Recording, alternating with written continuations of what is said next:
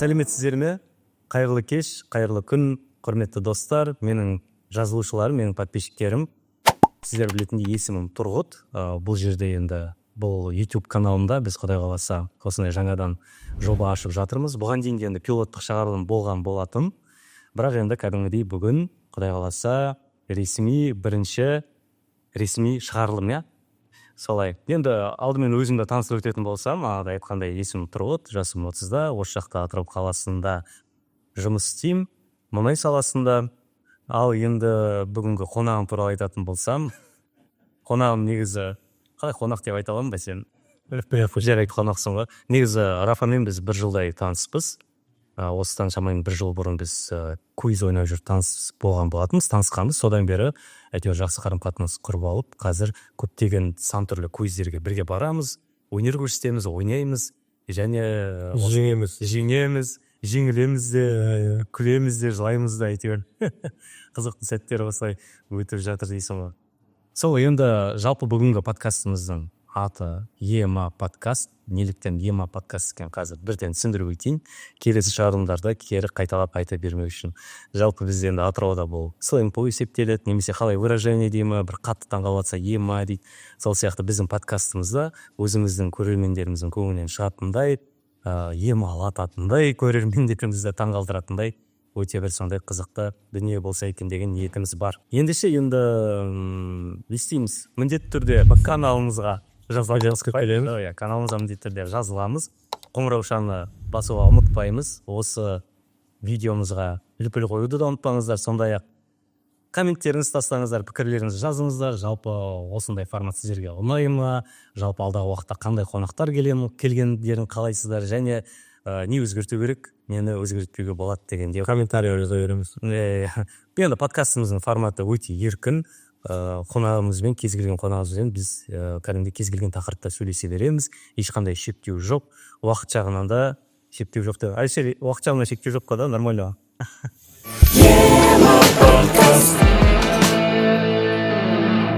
Қалай жалпы Рафа?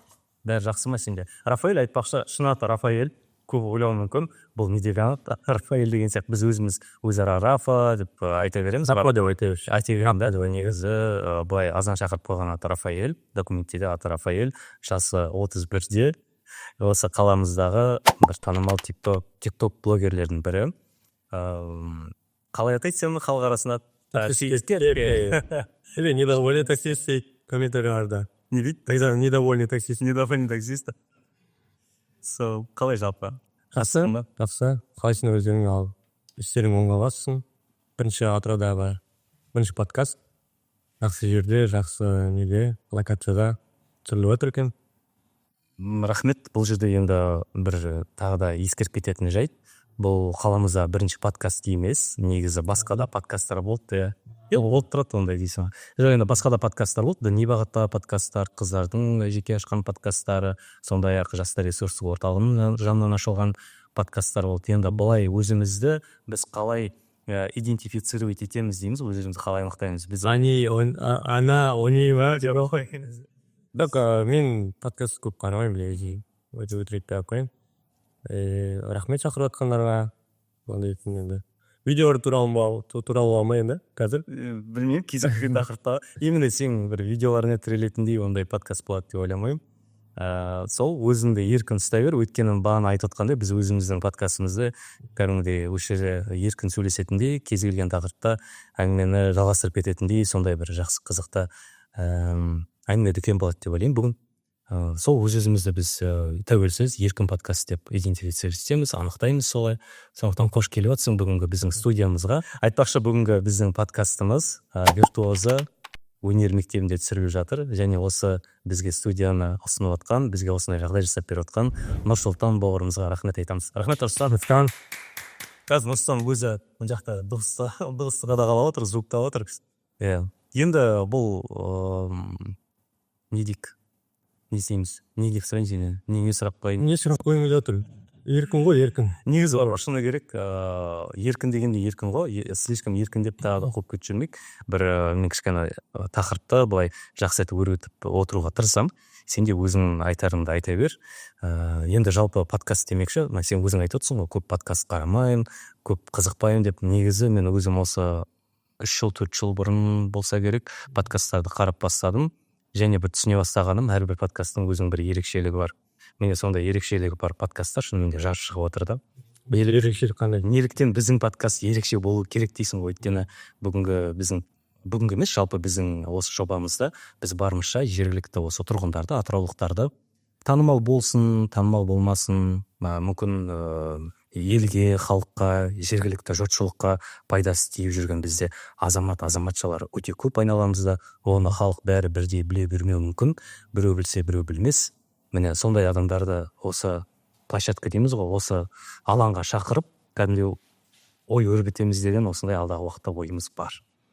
Сол, енді бірден сұрақ саған, неліктен таксист в кепке?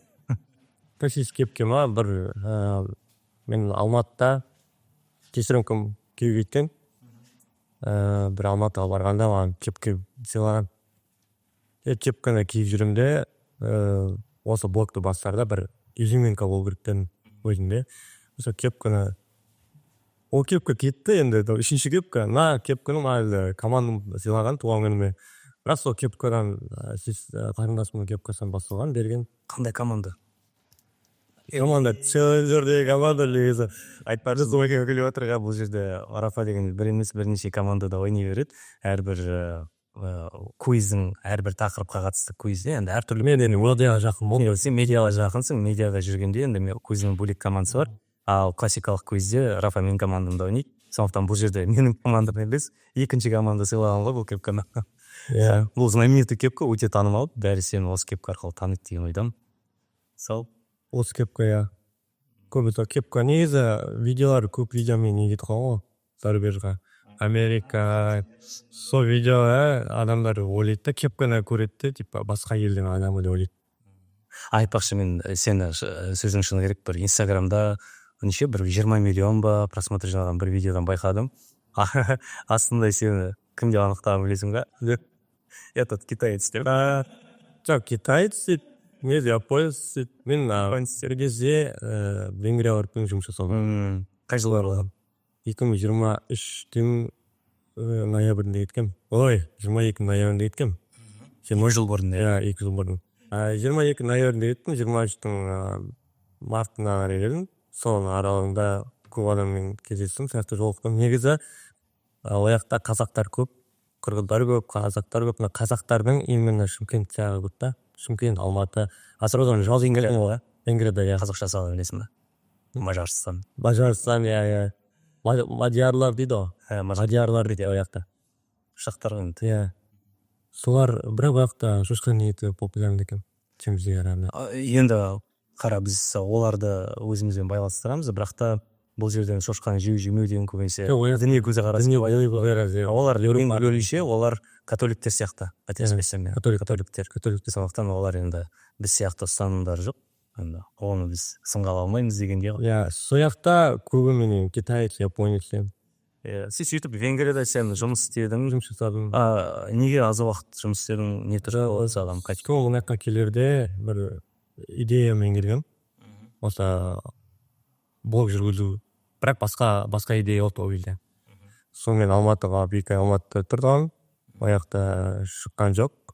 Қайтып Атырауға келдім. Таксиға кетіп бастадым. Попутно блог жүргіздім. Таксист ретінде. Таксист ретінде. Алматыда жүр блог. Жоқ, Алматыда басқа немен кетіп. Негізі мен бір сериалға деген сценариім бар. Аздаған. Соны бастап Алматыда жазып бастағам. Атырауға келгенде ол шамалы қалып қойды да. Заморожен болып қалды. Таксист болып кетті. Таксист болып кетті. Негізі жылға көті блокқа кішкене неге сол қызық болды. Негізі былай айту керек, таксист болып кеттің бе, енді солай таксист болып шыға келдім деп айту керек дейсің. Өйткені әркімнің бірінің қолынан келе бермейді таксист бола білу. Өйткені өзің білесің, таксист болғанда бір өзінің ерекшеліктері бар. Сен жай ғана машина жүргізетін адам ретінде емес, маман ретінде емес, сен сондай-ақ адамдармен дұрыс сөйлесе білетін адам ретінде, сондай-ақ диджей да, жақсы диджей бола білуің керексің, жақсы әндер қойып білуің керексің деген сияқты. Негізі таксист емес, еще водитель болу өте Жалпы жүргізуші. жалпы Сен Венгрияда жүргенде жүргізуші болдың. жүргізуші болу. Ояқпен бүйтіп атырау, иә. Hatta автобан дейтін нәрсе бар ғой. Иә. Жүре бересің. 50-60 километр. Енді сонда қара, сен Венгрияға кеттің, 6 ай сояқта болдың, 2023-те сен қайтып келдің, Алматыға бардың, Алматыдан кейін кері Атырауға келдің. Сол Атырауға келгенде біз квизден танысып тұрмыз, квиз ойнап сөйтіп келе жатырмыз. Жалпы таксист кепке шамамен қай уақытта пайда болды? Жалпы қашан ең бірінші видеоларын шыға бастады желіге деген болды? Негізі ол да қызық әңгіме негізі бастап кетсем. Мен таксист кепке болам деп болған жоқпын негізі. Ана видео шықтым, білесің ба? Оның да чалмауыз дейтін. Білесің ба? Сол видео танымал болып, мен жүргенде бір случай болады, бір заказға барам, бір қыз отырады. И оны отырғызған екі жігіт күте тұр, қазір бізде отырамыз дейді. И ана қыз тұраттан айтады, орыс қыз айтады да, езжайте, пожалуйста, я заплачу дейді. Мен айтамын, мне сказали подождать чуть трек, нет, пожалуйста, езжайте. Кетіп батыр, и екі қол бар ғой, тамыры кесіп тағы ғой. Лекен Шынымен де? Я ема дедім мен, шынымен де кәдімгідей. Ема дедім мен, ішінен, кетіп батыр, телефоны жоқ, телефон сұрайды, біреуге соғады. Сол кезде ішінде андай ой пайда болды да, қазір айтса таксист кінәлі, таксист жасады солай деп айтса деген, енді өзімде іштен не болды да, андай дәлелдейтін еш нәрсе жоқ. Содан кейін не істедім ғой, камера қондырдым, жеде салонда түсіретін. Негені көрдім ба, регистратор дейтін, Константский, 2016-та шыққан. Оның трейлерін көрген. Сол киноны көрдім, бірақ чем-то соң ұқсайтын болды негізі. И ұқсастығы болғанмен де андай не ғой, контент қой, контент іштегі салонда болған нәрсе. Ол қызды неге алып барам, скорыйға неге больницаға апарып, тасып кетем. Содан қайдам таксист кепке пайда болды? Жоқ, әзілдейм. Аттыраңды бір болады жоқ, содан кейін ішімде жаман ой болды, уже кәдімгідей қорқыныш болды да, еге барғаннан кейін. Мен полиция кетіпса, типа ана қыз на тебя заявление жазып бат деген бар ғой. Айтпақшы, сенің ең көп просмотр жинаған, ең көп қаралым жинаған видеолардың бірі сенің ДТП-ң ғой. Сенің апатқа түскен видеоң, кәдімгідей тек қана Қазақстанда емес, сондай-ақ шетелде, тек жақын шетел емес, сондай-ақ Европада, мүмкін ақш-та да кейбір видеолар Аргентинаның пабликтарда жүрген тақалып қалды. Француз бар. Андай, соны моим қол жүрген ғой. 100 миллион просмотр. 100 миллион. Тиктокта. Одан бөлек ютубта бар, одан бөлек инстаграмда бар. Сонда әлем бойынша сен жаманмен бір миллиард адамды көріп тастады. Миллиард емес, бір 500 миллион адам кәдімгідей көрді. Негізі көрермендерім айтып өтейін, Рафамен біз көшеде жүріп келе жатамыз. Атырауда негізі көп Рафаның көре ешкім таны бермейді. Сосын бар таксист кепке не деп мағадай өзін таныстырғаннан кейін барып, адамдар таң жатады. Сен командасымен таныстырғанда дейші? Мерамет кім? Осылай тарысып қойыңдар. Рафаэль бар, таксист кепке жүрсін. Сен ба, ДТП түскен дейді, екі бәрі-бірден ДТП-мен таныды дейсіз. ДТП-мен таныды, сол ДТП-мен негізі көп адам. Жерде сол бірақ кішкене бір ситуацияны қайтып еске түсірейікші, сен былай негізгі жолмен келе жаттың да, орысша айтқанда основноймен келе жаттың, главный дейді ғой, главный дорогамен келе жаттың, сенің жанынан машина шықты, уступиданда екінші дәрежелі жолдан шыға келді. Сен шамамен 42-мен келе жаттың, видеода ол көрінді. Қалай ол өте аз жылдамдықпен келе жатып, андай кәдімгі аунап домалып кететіндей жағдайға жеттің? Ол былай болды. Мен пассажир тастаймын. Пассажир бір заказдан әкелен деп тастаймын да, енді оборот алып кетканда уступидан машина шығып кетеді ғой. И мен андай жерде жапырақтар болды. Тау болды, жапырақтардан.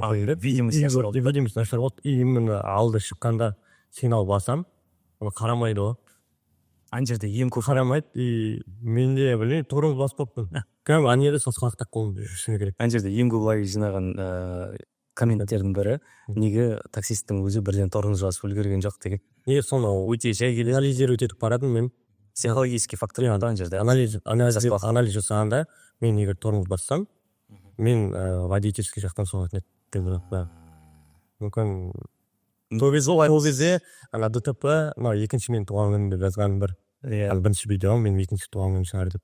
И туған күніме бір апта қалғанда болды ол. Тамыз айында. Сен тамызда туған күнің. 16-сында туған күнім, 9-ды болады ғой. 9-ы. Иә. Сол мен бірден білген жоқпын, айтпақшы, сен өзің білетін шығарсың. Мен ол кезде ауылға кетіп қалдым. Бір сен болған ДТП болған күн пятница ма еді? Қай күнге кетті? Пятница болған сияқты. Мен сол күні ауылға кетіп қалдым. Инстаграм, TikTok ештен көп шықмаймын. Понедельник вроде жұмысқа келем. Жоқ, мен білемін десем. Мен оның алдына видеоға лайк басатын ғой, сен қарайып, не ол екен, неге жазбайды екен маған деп. Қазір мен өз-өзімнен ұялып отырмын. Өйткені шынымен де болады, тек қана мен емес шығар, бірақ та жалпы Инстаграмда, TikTokта адамдар видео қарағанда автоматты түрде лайк баса береді да. Мен сол видеоңда бұрынғы видео шыққан болып тұр саған. Иә, бұрынғы білмеймін енді сен қандай обычный видео сияқты болып кетті. Енді оған дейін де видеоларын көріп жүрдік қой, бірақ соңында сен аударылып қалады, ана жерде не болады. Мен берген жоқпын, лайк бастым. Сосын келесіне аудара бердім. Сөйтіп понедельник Атырау ойлыға шығады. Қателеспесем содан қараймын, бір 4 шақты лайк жинап тастаған сайын рапай ғой деп шошып кеттім. Мен ойладым, үлкен жарақат алған шығарсың деп бірден телефон соғам. Иә, сол кезде сен айттың, тек қана саусақ қана жарақаттанды деп та, жарақатталды саусақтан. Сонда кәдімгідей сен қалай андай везунчиксің ба? Кәдімгі жолың болды сол кезде. Таксист кепке емес, сен таксист рубашкесің ғой, ана орыс рубашка дейді. Негізі ана видео бар ғой, қазіргі популярный болып жатқан. Моланың маскасы. Иә, болды. Соны қолға сол туралы бір айтып кете қойшы. Негізі қазір сен әңгімеңді бастамас бұрын, бұл енді кішкене қорқыныштылау әңгіме дейсің ғой. TikTokқа кіргенде де бұл видеоны көрсеңіздер болады. Мен өзім ең алғаш көргенде кішкене біртүрлі болып қалдым. Содан кейін достарым, Куизберг ойнайтын жігіттер, мен жұмыстастарым таниды, айтпақшы, сен менің досым екен. Сөйтіп жұмыстастарым сұрайды, шынымен де болған ба деп. Мен өзім түсінбей тұрдым. Сөйтсем, ол шынымен де болған болып тұр ғой да солай. Шынымен де болды. Оның историясын айтып жіберейін, қалай болған бәрін көзден ашып жіберейін. Себебі бір айтасың, осы жерде айтып жіберейін. Эксклюзивно дейсің, ақша дейсің. В общем, сол ситуация болады. Заказ түседі. Негізі заказ бұрыннан түсетін болды. Заказ түседі, андай қабыршыларына бір шығады. Ана құлпытас жасайтын адамдардың жетіп қалады. И осындай момент шығар деп ойладым. Бірақ барғанда андай моланың ортасы болмай ма? Прям залорын кіресің, ары ортасына қарай барасың. Дәл сондай болып, бірақ қатпасын ала барып тұрып алды. Потому что ары қарай дух жоқ бар ғой, қуыз баратын. Ева дейсің ғой анам көргенде. Барып тұрып аламын. Телефон шығып отқанда соғады ғой. Соғады, бір соғады, екі соғады, шығып қарайын, ешкім жоқ. Үшін соққаннан кетіп қаламын. Уже бандраж болды, қорқыныш болды. Бірақ мен ана біреудің пранкі деп ойлаймын да. Өйтіп соғып, багажның артына уже тығып қалған шығар деген бар ғой.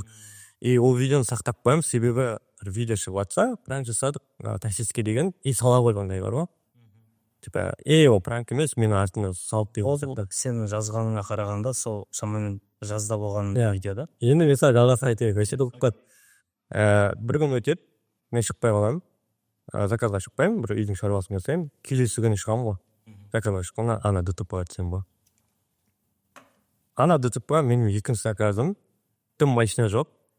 Машина жоқ қой, кәдімгідей сағат 11 ма сондай. Бүтін көше, тар көше, в общем, өтіп батам, ана машина соғады, басқа машина жоқ, адам жоқ. И сол мен ДТП түскеннен адамдарына жиналады ғой. И жігіт бүйтіп қолынан тартатқан, мен боқтар жерім ғой еще. Дүкеннен шықтырған жігіткен.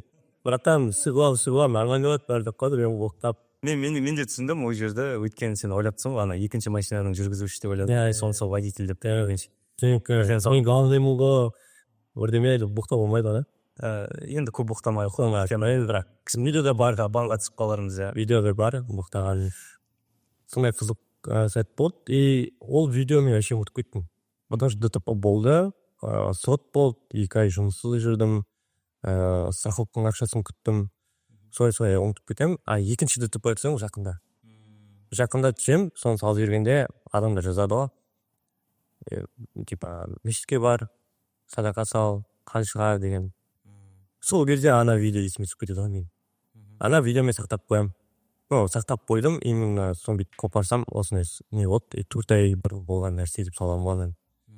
Ол видео қазір 3 миллионға жақын просмотр жинап тастады. 3 миллион, окей. А жалпы сенде шамамен 30 мың шақты жазылушылар бар да, подписчик 30 мың шамамен, сосын 800 мыңдай лайк жинаған сияқтысың қателеспесем. Ол енді өте керемет көрсеткіш, бұл жергілікті деңгейде. Негізі Алматы, Астана жақтарда TikTok блогерлер жақсы пайда көретіндей деңгейге жеткен сияқты, өйткені көп жарнамалайды, көптеген контенттерді қалай орнатады өздерінің арнасында. Саған қандай да бір ұсыныстар келді ме жалпы сырттан жарнамалау деген Мен сияқты? қазір таксопарк деген жасалатын. Айтайын ба? Реклама керек па? Біз Ерсамал дейді таксопарк деген жұмыс жасалатын. Жақсы таксопарк. Өте. Маған ұнады. Негізі Атырауда таксопарк жұмыс жасаған, бұл Петропавл несі таксопаркі. Бұл Петропавл Таксопарк жүреді. Окей. Қандай плюстер болды саған ол жарнамалағаннан бір өзің бір пайда көрдің болды? Одан пайда бар. Ол компенсациялы уже. Оны айта алмаймын. Оны білу үшін десе. Оны білу үшін мен телеграм канал ашуға керек негізі. Тағы да жарнамалар түсті, бірақ оларға особо не істеген жоқпын. Керек емес деп не істедім, кештім. Себебі мен керек емес дегенде қалай, тиімсіз бе, әлде сенің контентіңе сай келмейтін жарнама? Контентіме сай келеді, бірақ адамдарға зияны бар сияқты оған. Түсіндім, ол примерно энергетиктер болуы мүмкін, халал емес жолмен ақша табудың бір жолдары деген сияқты айтпай ақ қойын. Ол жігіттерге минус бар. Былай енді өзім сол такси арқылы күнкөріс. Былай қазір сол келесі жылдан бастап откровение болсын сіздерге. Сен де білмейсің оны. Келесі жылдан бастап уже мен осы бағытты қоятын шығармын деп отырмын. Себебі жаңағы сценарий жаздым деп отырмын ғой, басында айттым ғой. Сериалы бар, өзім сценарий жазып жатқан, қасымда тағы команда бар, бір жігіт бар, Алишер Утевпен жұмыс жасаған. Сол жігіт Алишер Утев, қателеспесем, Шахтестан, 1286 қазір жақсы не жинап жатыр. Сосын қателеспесем ана не бар ғой, бизнес по-казахскийдің бір бөлігінде өзі ойнады, тағы да бір бөлімінде өзі режиссер болған сияқты қателеспесем, немесе бір есімде ойнады, ол ең бірінші ойнады Қазақстанда болған бөлімінде. Сосын не бар ғой, брат или брактың қателеспесем бір бөлімінде ол кәдімгі режиссер болды. Солай сияқты. Содан Алишер Утев деп жатырық қой. Біздің проектіміз бұйыртса дебют болады оған деп келісіп қойдық. Енді бәрі неге тіреліп отыр, бюджетке тіреліп отыр, қаржыға тіреліп отыр. Жақсы спонсорлармен переговор болып отыр. Если договоримыз болса, жалпы кино емес, кешірім өтінемін, сериал қандай бағытта, не туралы оны? Сериал негізі фантастика жанрында, мистика, негізі бір жалпылама клондар туралы болады. Қазақстанда ондай жоқ. Бұның несі оған ұнады. Режиссер идея сол өте ұнады. Сценарийдің 3 сериясы дайын тұр. 3 сериясы дайын тұр. Окей. 3 сериясын бітірсек, көктемге дейін бұйырса жұмысты бастап кетуге болады. Жалпы сонда 3 сериясы бітірсек дегенде 6 сериядан құралады. 6 серия, бірінші сезонға, екінші сезонға жібектер қой, енді сезонда басып қой. Екінші сезонда бірінші сезонға бір 6 серия өте жақсы көрсеткіш деп отыр. Негізі өзім. Қайда ол, Алматы, қай жақта түсірілетін сериал? Негізі Атырауда түсіргім келіп отыр. Серьезно, Атырауда? Атырауда негізі бізде жақсы локациялар бар, жақсы көріністі жерлер бар. Мен қазір сөзімді бөлейін, сөзің аузында. Бір есімде, қателеспесем, Алишер, мүмкін сен білетін шығарсың, 2012-де ма, 13-те ма бір кино түсірілді ғой бізде да, есіңде ма, студенттік кез ба? Студенттік кез. Ол жігіт, түсірген жігіт, ПСК-да оқыды, мен ПСК-да. Сен ПСК-да оқыды, баласың ба ол? Жоқ, ол бір жас үлкен, 92-ші. Студенттік кезді көргендер болса, студент Онда міндетті түрде осы комментарий тастап кетіңіздер. Кім көрді, кім көрген жоқ, қандай қызықты кездер болды. Кім ол кинода ма, сериал ма, кино. Жалпы кинода ойнағандар болса, жазып кетсеңіздер болады. Мен ойнадым деп, қандай рөлде және қызық болсын деген. Жоқ, ол Аманның өзі ойнады. Мхм. Ол кезде Дэнсер Аман болып деседі. Енді ол мен білемін оны. Қазір жақсы режиссер, кино Тимучин түсірген сияқты. Тимучин соны көрген. Сен режиссер. Так, Тимучиндегі басты рөлде ойнаған жігіт те атыраудікі сияқты қателеспесем. Солай ма? Атыраудікі болу керек. Бізден үлкендеу жігіт ол. Бізден бір 4-5 жас үлкендігі бар сияқты. Сол жігіт жақсы кинолар. Именно студенттік кезден бастады ғой негізі. Иә. Енді сол кезде жақсы болды негізі. Жалпы қазір енді кішкене технология дамыған кез ғой, мына аппараттарың керемет жақсы құрал жабдықтарың болса, негізі кез келген жерде де мен ойымша түсіре беруге болатын сияқты. Ең бастысы команда мықты болу керек деп ойлаймын.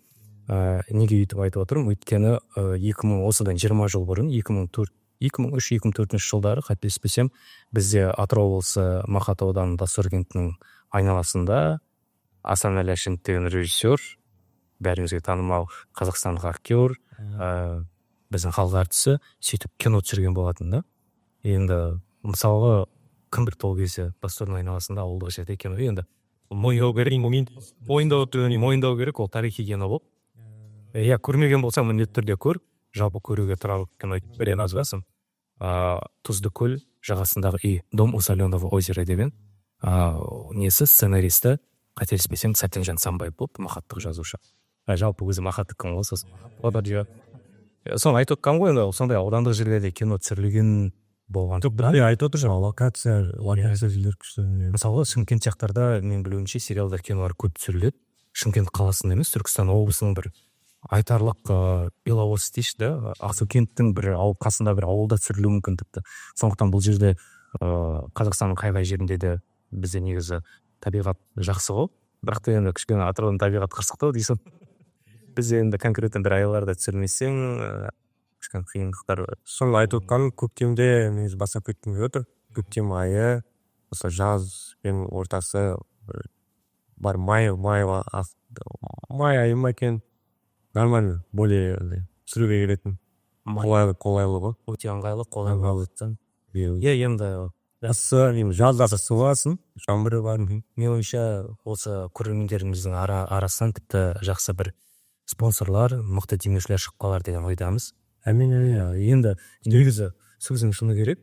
Мен бұған дейін қазір енді Теңіз Шоу компанияның атын айта аламын ғой, өзімнен де өзімдік болғасын. Қазір мен Теңіз Шоу компаниясының қызметкерін, бірақ Теңіз Шоуға жұмысқа келгенше мен енді студенттік кезде, магистратура оқып жүрген кезде уақытша съемкаларда болған. Сол кезде танысып араласқан өнер саласында жүрген, бірақ та көп танымал емес жігіттер әлі күнге дейін өнер саласында жүр. Ол жігіттердің айтуынша, мысалға бізде Атырауда негізі спонсорлар, демеушілер көп дейді. Тек оларды табып білу керек дейді да. Негізі мысалға Шымкенттен, Тараздан, Алматыдан дейіліп жақсы мықты өнерлі жігіттер өздері топ құрып, кәдімгі съемочная группа дейтін идея, сценарийін мықты етіп жазып, сөйтіп тапсырып атады екен. Сөйтсе біздің атыраулық меценаттар ақшаларын бөліп жатады екен. Тем более атымыз жарияламақ қой дейтіндер бар екен. Сондықтан сіздердің де аттарыңыз жарияламаймыз.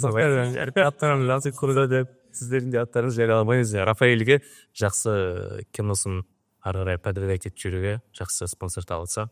Мен не оқып кеттім жерде қайырлықтай. Мен ештеңе сұраған жоқ, екейлер брат. Мен сұрауды ойлаймын. Мен просто айттым осы нем бар деп. Қазір соны бірінші мақсат сол болып отыр. Қазір негізі сол жұмыс жасауда, яңғыштың жұмыс жасауда өте қиын болып кетті. Негізінде водительдер қазір мені қолдайтын шығар. Қазір ипаш не жатыр, кішкене медкомиссия ма өту керек. Бірінші қаңтардан бастап. Білмеймін енді. Жігіттер, крепитесь. Мен кетіп жатырмын алды. Жалпы сосын таксистердің темасына келетін болсақ, біздер Атырауда жалпы енді таксистердің кесірінен деп айтсам, қазір үлкен хейтке ие болам аяқ астынан. Бірақ та жалпы Атырауда өзіміз көріп отырмыз, ДТП-лар көп болып отырады да. Сен өзіңді мысалың кәдімгідей анық бір пример ғой, мысал ғой. ДТП-лар көп болып жатады, көп адам айтады, ол түнгі мезгілде болған ДТП болса, демек ол жарықтың нашарлығынан дейді. Біреулер айтады, жерде шұңқырлар көп дейді, ямалар көп, оны қашам деп адамдар ДТП-ға түседі дейді. Біреулер телефонға алаңдайды, біреулер жас балдар, правоптықтар. Сөзге бөліп жіберейін, жаңа Динада айтылғанын білесің бе? Иә. Дос баланың папасы ғой.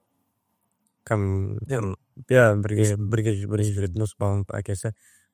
И оны көргеннен кейін мен кішкене шокта болдым. Оны көргенде видеоны көрдім. Негізі видео асықпай шықты ғой, қателеспесем. Бір жерге асықпай тарады ол. Мен бір күннен кейін не сарып кетті ол. Ол былай сияқты, мен қателесуім мүмкін, бірақ та комментарийда түзеп қоярсыздар, егер қате айтып жатсам. Маусымның басында алдымен мағынағы жағдай орын алады, Дина базарының ішінде, бірақ та ол кісі бірден қайтыс болмайды, менің білуімше. Ол кейін қайтыс болады. 2 күн. Ал сол видео бірден тараған жоқ, ана кісі қайтыс болғаннан кейін тараған сияқты. Маған солай көрінді. Білмеймін де, мүмкін мен қателесіп отқан шығармын. Мен кешігіп қарадым, сөзім шыны керек. Жергілікті блогерлер. Сен қателесіп отырсың негізі. Мен білемін, то что сол оқиға болғаннан кейін келесі күні ол видео тарап кетті. Енді ол кісі де қарап тұрсаң водитель ғой. Бізде водительміз, водительский сондай жағдай болып қалды. Қиын жағдай, ауыр жағдай. Енді кішкене содан кейін уже кішкене жыланайын деп кетіп қалады негізі. Менен аударып қойғаннан кейін ана кісі мен ондай не істеген жоқ, ана кісі шықты да сразу мен осы жағдайын айтты да. Оны мамам айтады ғой постоянно, не ашу бірінші жүреді дейді да. Кішкене сабыр керек, ана жерден сабыр сақтамай қалды ма білмеймін енді не болғанын, бірақ ол кісі жоқ уже. Иманды болсын, жатқан жер жайлы болсын ағамыздың. Иманды болсын. Бәріміз де ол видеоны көріп, кәдімгідей дене түршіктірер бір сценаны көрдік, ана жерден сондай бір өте ауыр, психологиялық тұрғыда қарауға өте сондай бір қиын сцена болды ана жерде. Мен бірден қарай алмадым. Енді сол видеоны көрсең, ана жігітке, соққан жігітке 8 жыл берген болады. Ол үкім, қателеспесем, жақында шықты да? Үкім, Соса 2 сот па, 4 сот па болды. 4 отырыс болды. 4 отырыс болды. Сот емес, 4 отырыс болды. Соны шешіп келе алмады. Атылар жетеді, битті сөйтті, короче. Кейінге шегере өтті. Бұл жерде енді мен жалпы ол мақаланы оқыдым. Мақала дегенде, мақала деп айтсам қателесетін шығар. Инстаграмда соттың комментарий ма, видео форматта ма бір кезігіп қалды да маған. Ол жерде негізі 8 жыл берген себебі сотталушының 14 жастан кіші балалары бар деді. Сол себепті 8 жыл берген.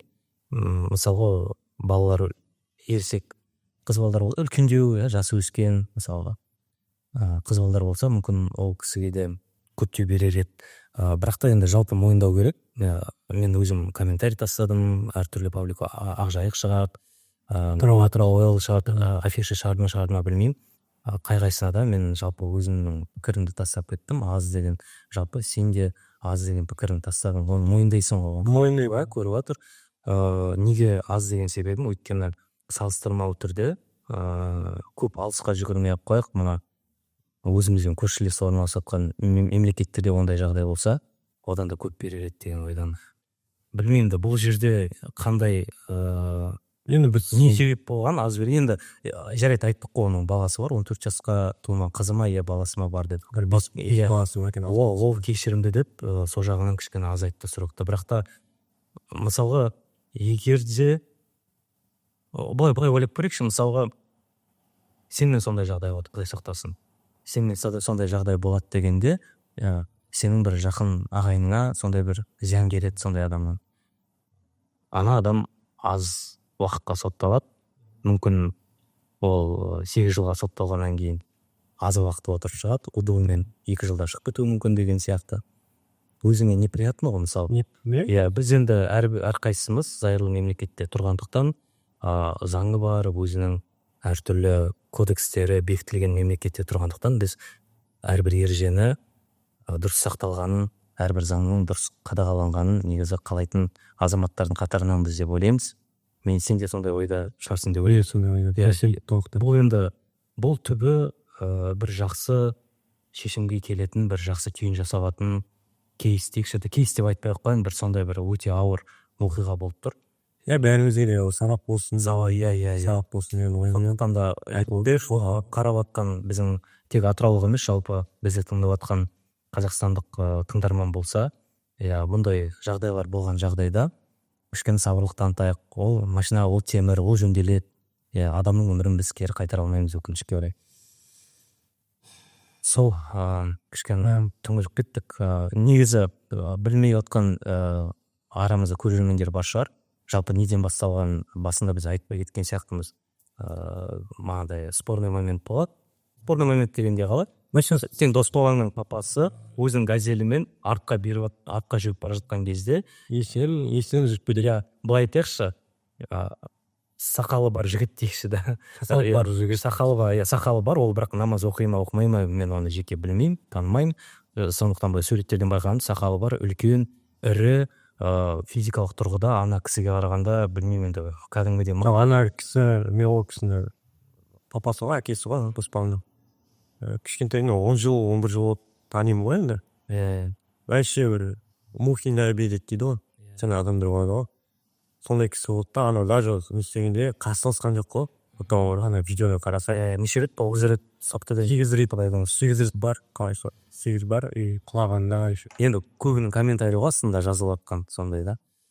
Сол енді бұл жерде бәрімізге сабақ болсын. Негізі менде ондайға көп мұндай жағдайға дейін кәдімгідей біз түсіп кеткен екенбіз, біздің қоғам. Енді өзінен біраз жас үлкен ағаларымызға, тіпті кейбір кезде апаларымызға сондай қол көтеріп жататын жағдайлар болады. Ол болып жатқан өте орынсыз біздің ойымызша. Мағадай біз өзіміз сен айтқандай сабырлық таныта білуіміз керек. Жоқ, мен контент вообще строится на это. Адамдармен кішкене конфликттер бар. Менде де бір жігітпен ұстасып қалған бар, қасым болмай отыр, асып батырмын. Ол жігіт алғын жасағанда мені жібермейді ғой. Тоқтайды да жанынан. Қай кетіп батырсың? Екеуміз шығып, араласып, хайвай болып отыр, айқай шу болып отыр кішкене. Сенікі дұрыс емес деп. Мамам келіп, мені істейді ғой. Қойыңдар, кетіңдер. Сөйтіп сабырақ келтірген бар, содан кейін кішкене уже істедім да. Ондай негіз көп болады, любой қалай. Жалпы үлкендер мен жастардың арасында сондай конфликттер көп орын алып жатады. Ол енді қалай кішкене дұрыс емес деу нәрсе деп ойлаймын. Түсінемін, егерде жасы кіші жігіттер, қыздар өздеріне үлкендерімен бір пікір таласса екен, өзінің бір ойын жеткізе алса екен, бірақ та енді андай қол көтеретіндей немесе жаман болып таптасай, қарғайтындай ондай жағдай болмау керек деп ойлаймын.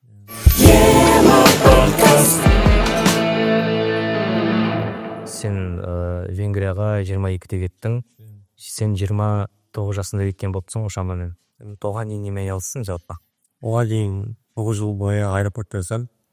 Аэропортта операторы, заправочный станция, ГСМ, заправщик болдым. Сөйтіп айтқанда адамдар көп ойлайды, оператор дегенде андай компьютерге отырады деп қойған кішкене. Негізі өзім мамандығым программист бухгалтер, бірақ Оралда оқып жүргенде сол аэропортқа жұмысқа орналасқам. Оралдың аэропортына ма? Жоқ, Оралда заочно оқыдым. Негізі көбі бізде Атырауда заочно Оралда оқиды ғой. Сөйтіп 9 жыл жасап қалыппын. Көзі ашық жұмыс бойынша уже уақыт сұмыра өтіп кеткен ғой. Өкінішті. Сөйтіп қартайып жатыр екеуміз қартайып жатыр. Үйленген де жоқпыз ба әлі. Мына жерде жек тап тұр, көрсеңші. Ешіне үйлену керек. Осы оқымай емес ғой. Содан бір не болды. Кеткім келді. Осы Атыраудан бір басқа елді көргім келіп, бір моментальный андай болады ғой. Психологияда айтады ғой, білесің бе? Кішіне, үлкеніне көп қарайды, кішіне еркелейді, ортаңғы бала қаралмай қалады деп. Сен ортаңғы баланың нем бар, апам бар, қарындасым бар. Жалғыз ер баласы. Жалғыз ер бала, мен сондықтан үйлен деп отыр қазір. Кішкене ұрпақ жалғастырушы деген сияқты. сөйтіп барып келдім. Жоқ, енді бұйыртса соны қолға алу керек. Келесі жылға дейін қызым бар, сразу айтып қояйын. Бұл да не эксклюзивный. Бұны айтпауым керек болды. Онда пицца қойыңдар дейсің. Жоқ, ана қыздар бар ғой, сен ұнатып жүрген ше, болды, отписаться ет енді. Жоқ, отписаться ете берсің, потому что мен ол қызды жақсы көремін. Жаңағы деп андай жіберіп көрсеткен дейсің. Ондай жігіттерді алдайды дейсің. В общем, сен авиация саласында жұмыс істедің. 9 жыл жұмыс жасадым. Кстати, бүгін сол жаңалық шықты, білесің ба? Иә. Бүгін біздің негізі бүгінгі датамызды айтып кетейік. Бүгін 25 желтоқсан, 25 желтоқсан күні. Таңертең емес, кешке таман бір WhatsApp-пен хабарлар келе бастады. Андай Ақтауда әзербайжандық авиалинияның бір самолеты, бір ұшағы өкінішке орай апатқа ұшырады деген. Сол енді. Адамдар одан не байқаған ғой? Именно қыста болады да, сондай реакция. Иә, айтпақшы, бізде сөзімді бөлейін, 2024 жыл бұрын 2020-да, қателеспесем 27 желтоқсанда сияқты Бек-эйрдің фоккері құлағанда Алматының айналасы. Иә, сондай жағдай болған. Сондай жағдайлар болды. Енді білмеймін, енді авиация жұмыс жасағанмен де ол туралы ештеңе айта алмаймын. Қатты бірақ енді құс қонды дейді, кіріп кетті дейді, қанатына. Жалпы мен естігенімше негізі самолет, ұшақ, судно дейма, воздушный судно үлкен болған сайын ол құстарды көп сезе бермейді дейді. Мына бүгінгі құлаған ұшақ кішкене орта, қалай, средний самолет дейді ғой, сондай средний ұшақтардың бірі ғой. Сондықтан құс кіруі де мүмкін, бірақ та құстың да көлеміне байланысты болып тұр ғой. Егер қатты үлкен құс бүгінгі Embraer ма бүгін құлаған? Embraer сияқты орташа деңгейдегі нелерге түйісетін болса, әбден мүмкін. Негізгі қазіргі предварительный версия бойынша алдын ала солай кішкене жоспарлап отыр кейбір сарапшылар. Негізі двигатель кішкене атман өрт дейді. Ол енді двух двигатель, екі қозғалтқышпен жүретін ұшатын ұшақ қой, сондықтан соң біреуі уже істен шықса, ары қарай оны кішкене қиындау болады одан аман есен қондыру. Енді сондай жағдай болып қалып отыр. Өкінішке орай көпшілігі көз жұмды. 12 адам ба? Ол 25 адам қателеспесем. 12 адам деп дейсің. 25 адам сияқты тірі қалған. Енді бізде енді ұшпайды емес, біз ұшамыз, бірақ та біз өзіміздің авиалинияларымызға кішкене сенеміз. Жоқ, негізі самый безопасный транспорт самолет. Негізі ұшақ дейді, мен естідім оны.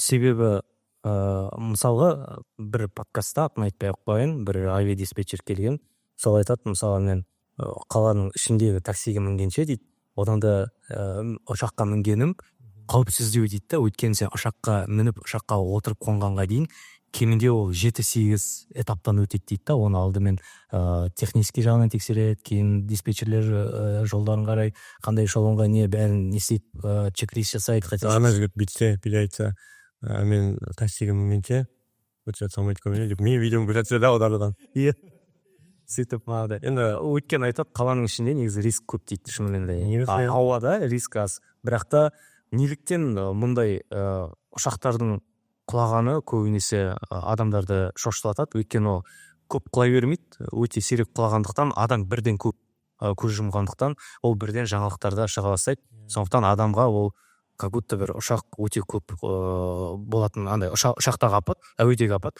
өте көп болатын сияқты ол. Не дұға солай байқалады да. Бәрін қорыққан болсын. Адамдар айтып қойса, бәрін қоймады.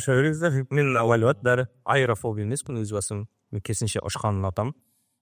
Тіпті андай мен кішігірім арманым бар өз жерде. Бөлсейінші сол бір арманыммен дейсің ғой. Шамамен 50 жасқа дейін мүмкіндігі болса, бір жеке ұшақты жүргізіп көру, сондай бір алған мақсаттардың бірі. Алматыда барса бар, бірақ та оны кішкене өтеді, оқуын өтеді, сертификатын аласың, сосын барып алдымен инструктормен шайсың, сосын инструктор жерде болады да, жерден саған командовать етіп өзің бөлек ұшасың. Сондай қызық, білмеймін, мысалы.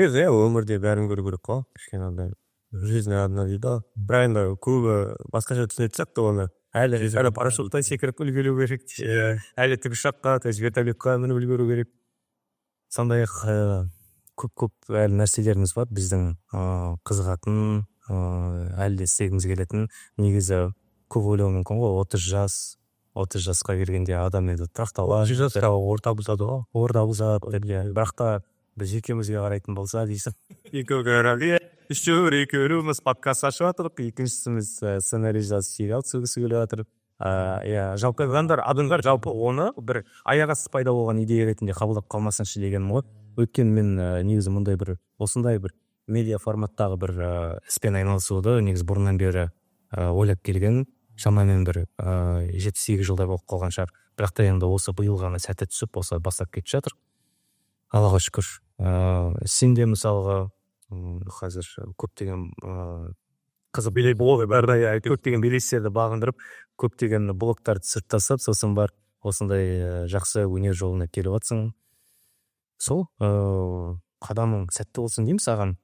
Өзің енді мысалға алдағы уақытта жалпы осы өзіңнің блогыңды тек Атырау қаласында түсіре бересің бе, әлде жалпы басқа жақтарға шығатын ойың бар ма? Негізі мен түсінгенім, сен қазіргі TikTok-тағы аккаунтында барлық видеолар осы непосредственно Атырауда түсірілген видеолар. Атырауда қазір Хотя бы сен Махамбетке, Дасорға шығып көрмейсің бе? негізі қазір контент түсіру өте қиын, себебі көбі танып қалады. Уже танып қалады, сен блогер емессің да. Айтпақшы, Қызылордадан келген бір таеквондошниктер танып қалды сені. Сен оқушылар. Мен орда топтадым. Орда видео жапты да бір. Бірінші алып жаңа тастады. Менде бір акция болды сол кезде. Подписчик жинау мақсатында болды енді. Подписчикті тегін тасиды деген. Соны көріп алған ғой ана балдар. Оларды апарайын десең, ол апарған жоқпын. Потому что басқа таксистке подписан екен. Оказывается, солай апармай Каскар. Қасқалар жасаған. Атырауға түсіп қойды. Каскар деген астына Қызылорданың таеквондошниктер түсінбей алып жүрмейсің, қайдағы Каскалар деп. Сол енді қалай жоспарың, ойың бар ма? Бар, менде бір арман, бір идея бар. Осы көлікті сатамын деп айта алмаймын енді. Себебі бәрі не бейте, не красын деп айта алмайсың ба? Просто. Бітті. Осы большой сатчер, сериалға барып істем деп ой болды дейді осы. Жоқ, Қаншаға өтеді екенсің? қанша өтеді дейсің. 6 миллионға алып, 1 миллион 500 мыңға етіп қалған. Еще перевертыш, еще рейк. В общем, мына осы көлікпен Қазақстанның қалаларына аралай деген бір нем бар, идеям бар. Қайсынан басың ең бірінші қала? Мысалы. Жоқ, негізі мен Қазақстанға қарап отырсам, Қазақстан көп қаласы болған екен. Өзім айттым ғой, Оралда оқыдым деп. Оралда оқыдым, Алматыда болдым, Астанада болдым. Бірақ Текеліде болдың ба, Текеліде? жоқ. Текеліге бару керек. Текелі, енді Шымкент, Тараз, Алматыға танып барған жоқ екен. Ижевск айтып, Павлодар, Жезқазған, Қарағандыда болған, кстати, мен Геннадий Головкиннің туған жері. Қазір онда бокстың не болып жатыр, чемпионат болып жатыр. Үсен Марсул. Менің командаласым барып келген.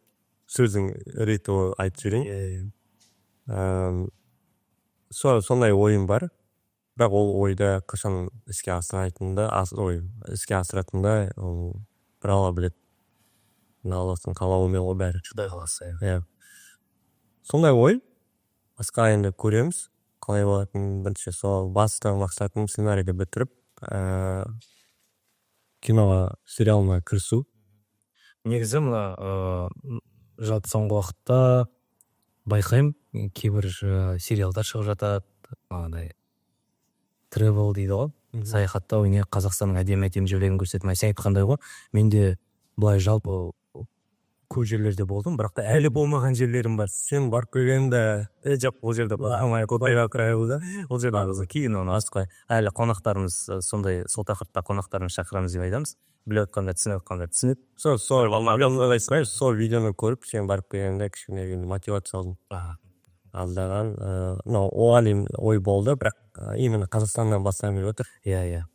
Бізге де сондай кішкене сын келіп қалып отыр. Бізге дегенде маған сөйтіп айтқан, алдымен Қазақстанды араламадың ба, өйткені Қазақстанда көптеген әдемі жерлер бар деп айтайын дегенім. Мен жалпы орталықта болған жоқпын енді, бірақ оңтүстікте, солтүстікте, шығыста көп қалаларда болдым. Мысалға мен барайын десем Қатон-Қарағай жаққа барар едім, Өскемен жақ, Зайсан жақ, ол жақта дос балам бар дейсің. Со жататын жері бар дейсің ғой. Жататын жері бар. жері бар әйтеуір, иә. Гостиница іздеп басымды ауыртпаймын. Әзір сөйтіп аралайтын негізі бұрында менде де ой болған. Сол енді саған сен әңгімеге қарап менде қызығып жатырмын. Мүмкін бір жалпы ортақ бір жоба ашармыз дейсің ғой. Бұйыртса, подкаст дейтін Жақсы жүріп кетіп жатса, мүмкін айтып жатса, мен ойымша енді жақсы жүру керек деп ойлаймын. Ол ең алдымен оған да бір спонсор пайда болса деп просто шықпай тауып болады, немесе оңай немен аралап, иә, көріп жолдарын қарап, именно соған обзор жасап, кішкене енді бұйырса, оны көре жатармыз. Енді қарама, Рафа, сенмен әңгіме басында жалпы бір тақырыпты қозғап өткен едік. Сен медиа көздерге қатысасың, иә, өзіңді киноманмын, мультфильмді ұнататындар не дейді? Картонман дей ме, не дейді? Білмеймін, бірақ мультфильмді де ұнатасың. Айтпақшы, негізі Рафаэль өзінің таксист кепке деген YouTube арнасында, айтпақшы, оған да жазылып кетіңіздер, тек қана TikTok каналына емес, сондай-ақ Рафаэльдің таксист кепке деген YouTube каналына да жазылыңыздар. Ішінде Рафаэльдің өзінің кезінде бастаған бір подкасттары бар. Сол подкасттардың бірінде сен шақырылған қонақпен бірге өзің досың Данияр, сонымен бірге мультфильмдерді, киноларды көп талқылаған едің. Жалпы өзің қалай, мысалға айталық қазір жақсы кинопремьералардың кезі да, сондай сезон кинопремьер дейді ғой. Жаңа жылдың алдында болады, 8 марттың алдында болады, тағы да қандай мейрамдардың. Наурыздың кезінде жақсы кинопремьералар болып жатады Қазақстанда. Дәл қазіргі уақытта болып жатқан премьералардан қай киноны кәдімгі ерекшелеп айтар едім? Қазір баруға ма? Баруға көруге тұрарлық. Қазір баруға көруге тұрарлық. Өзің бармасаң да мүмкін баратындай көретіндей. Сразу айтып кетемін, Моана барыңыздар. Моана жаңа видео шыққан. Болған бар, болып кетті ол уже. Бірақ алдына Бадекова Зарина апамыз елесі бар ғой. Тоже хит болып кеткен. Негізі маған Нұрлан Қоянбаевтың фильмдері. Мына соңғы шыққан қазақ елі ма? Көп қазір TikTok, Instagramға шығарып отыр, спойлерить етіп. Ана киноға мен барғанша барлық қызықты көріп қоятын сияқтымыз. Сол негізі TikTok'та көп қарамау керек, отрывоктарды бар. Негізі күтілім андай болды, ожидание орысша айта берейінші. Ожидание андай болды. Бадықова екінші бөлімімен кішкене шайдырып жіберді, андай өзінің комментариймен. Содан кейін адамдардың алдына андай таңдау келді да, не Муфасаға барамыз, Қоянбаевтың қазақ фильміне барамыз деп. Сосын мен ойладым, енді Бадықованікі онша емес болып отыр, Қоянбаев мырзанікі де бір сол болады, андай таксиде кинолардың бірі болып шығатын шығар деп ойлап едім. Онымен кәдімгі өте керемет отзывтарды, өте керемет комментарийлар келіп жатыр ол киноға қатысты.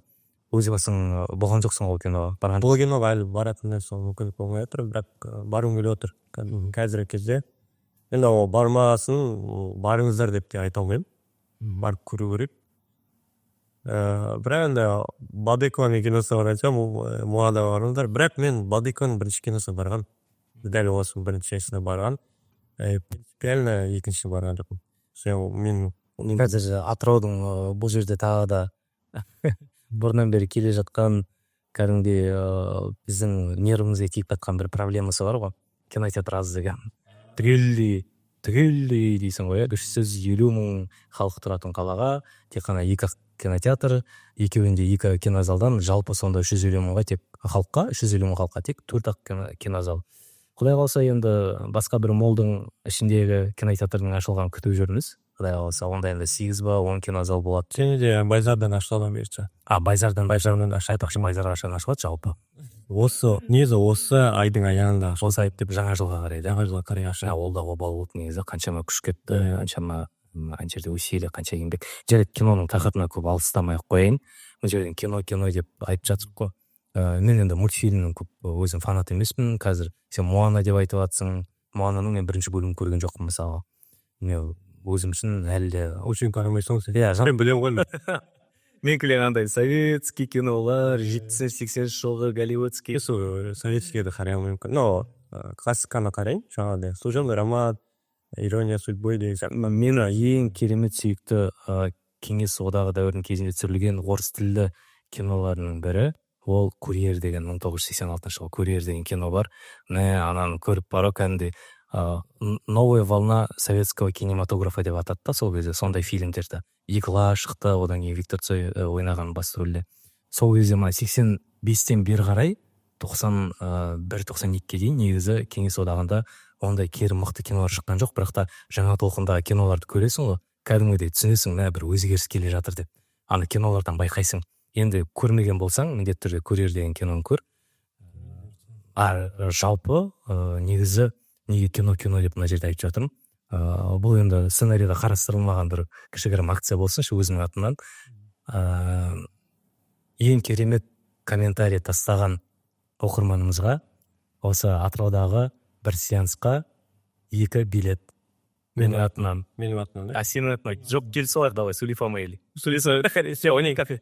Битейік ойда. Менің атынан болсын. Жоқ, 1 билет сенің атынан, 1 билет менің атынан. В общем, бір комментарий, бірден 2 билет ұтып алады. Кез келген уақытқа, кез келген сеансқа 2 адамға.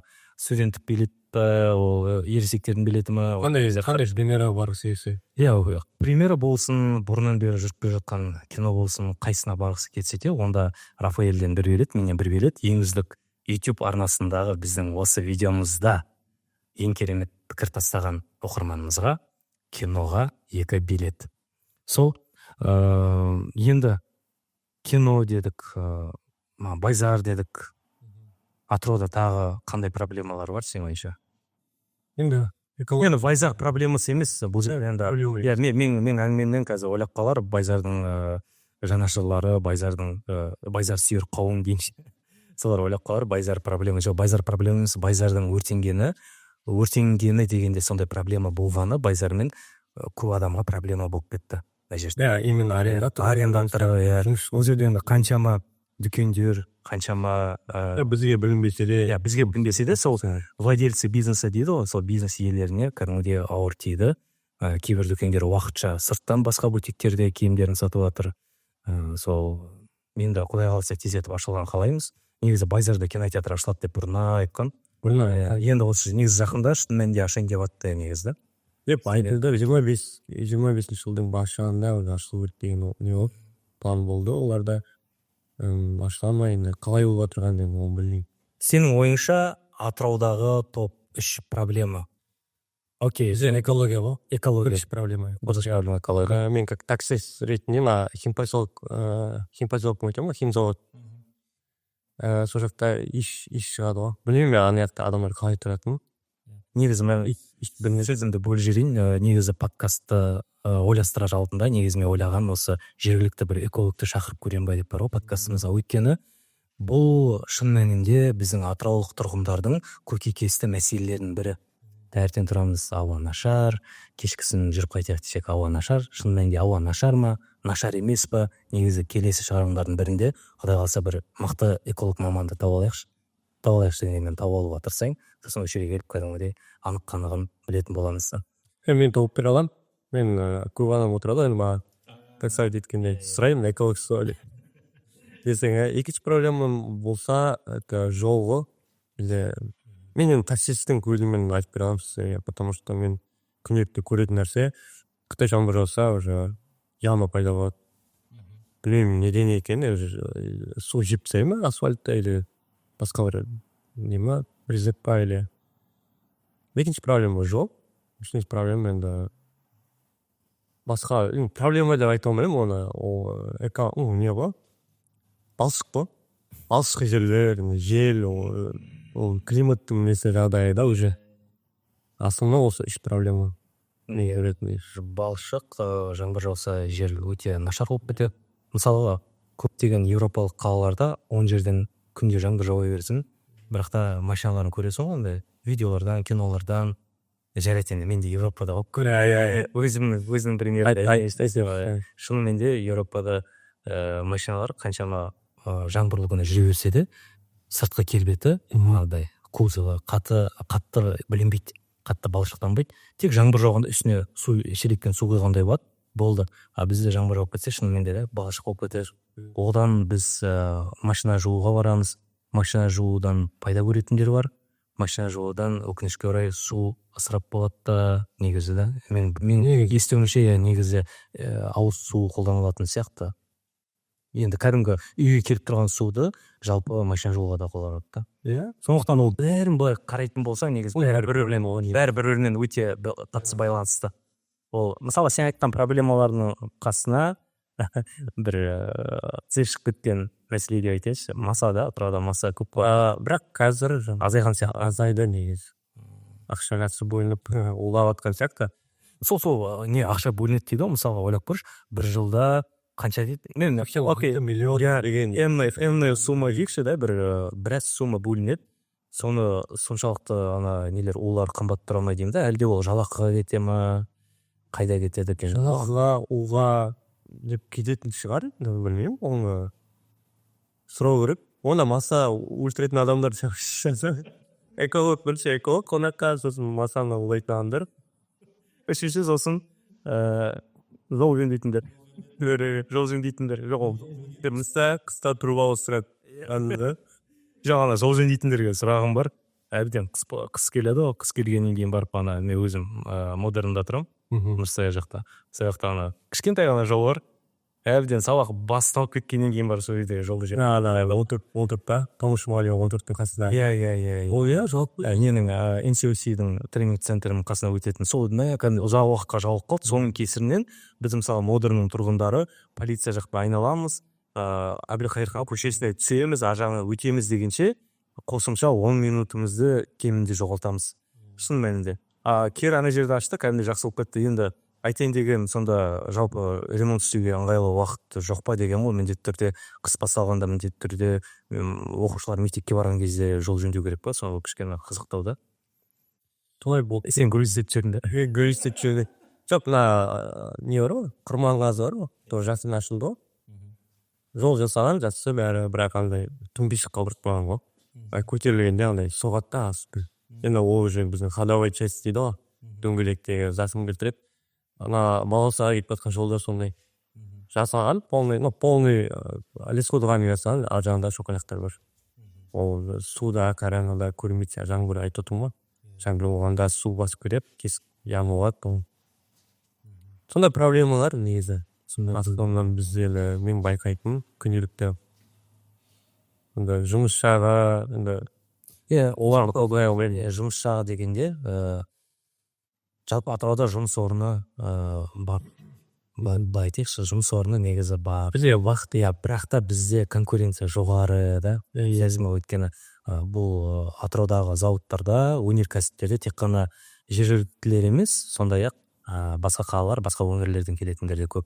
Енді барлығымыз бір тұтас мемлекет, біз Қазақстан мемлекеті болғасын, қазақ елі болғасын, Қазақстан кез келген тұрғындары, кез келген азаматтары басқа өңірлерден келіп те жұмыс істеуге толықтай құқылы. Сондықтан бұл жерде бұндай жерде не істеу керек, бұл жерде кішкене конкурентно способный бола білу керек сияқты. Негізі жалпы жұмыс бар, жұмысты таба білу керек, жұмысқа лайықты бола білу керек деп ойлаймын өз басым. Енді кемінде жақсы блог жүргізе білу керек. Жақсы, өте жақсы. Блогер болу енді негізі мен тиктокер дейді ғой.